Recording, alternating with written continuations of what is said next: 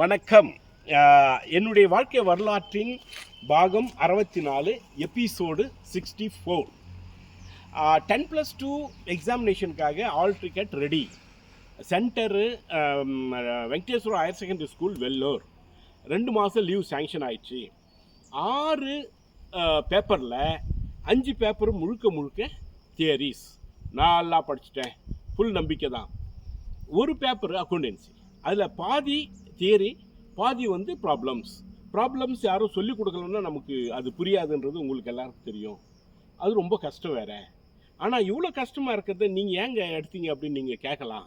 ஆனால் என்னுடைய கடந்த எபிசோடில் நான் சொல்லியிருக்கேன். அது என்ன அப்படின்னு ஆச்சுன்னா, தயாளன் என்னுடைய 10+1-2 அதனுடைய கிளாஸ்மேட்டு, அவன் வந்து வெள்ளூரில் என்னை மீட் பண்ணிட்டு, மிலிட்ரிக்காரெல்லாம் நீங்கள் என்ன படிக்க முடியும், நீங்கள் வந்து பிஏ எம்ஏ படிப்பீங்க, அது கூட வந்து மெட்ராஸ் யூனிவர்சிட்டிலாம் முடியாது, நீங்கள் உஸ்மான் யூனிவர்சிட்டியில் படிப்பீங்கன்னு கேவலமாக கேலியாக சொன்னான்.